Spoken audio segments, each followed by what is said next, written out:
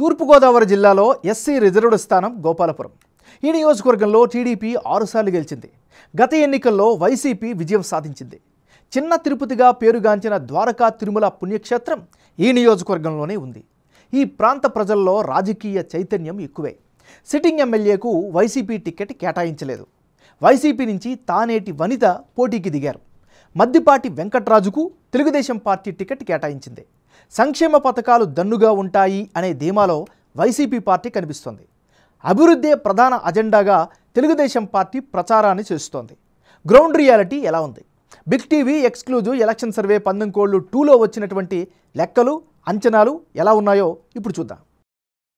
19/2 latest report చూసే ముందు ఈ ఏడాది ఫిబ్రవరి 9వ తారీఖున చేసినటువంటి 19/1 సర్వేలో గోపాలపురం నియోజకవర్గంలో సర్వే అంచనాలు ఎలా వచ్చాయో ఒక్కసారి వెనక్కి వెళ్ళి గుర్తు చేసుకుందాం.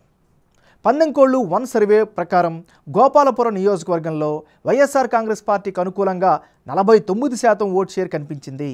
తెలుగుదేశం పార్టీ అభ్యర్థికి అనుకూలంగా 47% ఓట్లు దక్కే ఛాన్సెస్ ఉన్నట్లుగా అంచనా వచ్చింది. ఇక ఇతరులకు 4% ఓట్లు వస్తాయని సర్వేలో తేలింది. పొత్తు రాజకీయాలు, అభ్యర్థుల ఖరారు తర్వాత కీలకమైనటువంటి గోపాలపురం నియోజకవర్గంలో 19/2 సర్వేలో భాగంగా వచ్చినటువంటి అంచనాలు ఎలా ఉన్నాయో ఇప్పుడు చూద్దాం.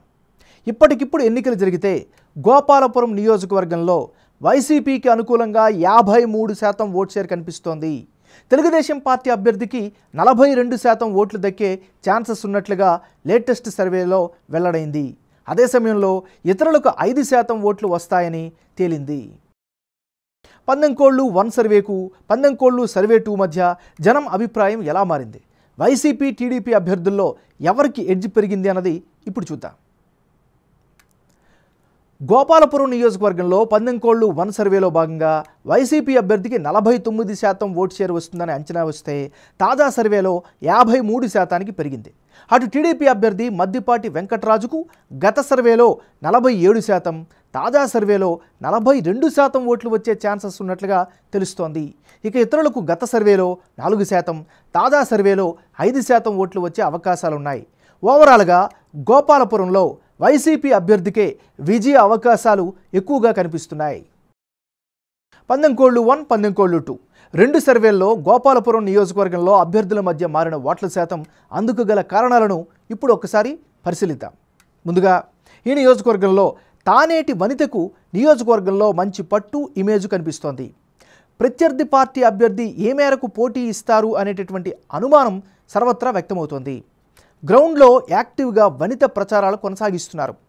జగన్ ప్రభుత్వ సంక్షేమ కార్యక్రమాలపై ఆ పార్టీ క్యాండిడేట్ ఆశలు పెట్టుకున్నారు.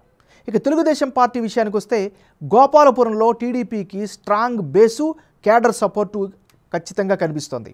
ఇక జనసేన, బీజేపీ, టీడీపీ కూటమి ఇంపాక్ట్ చూపే అవకాశాలు కూడా ఉన్నాయి.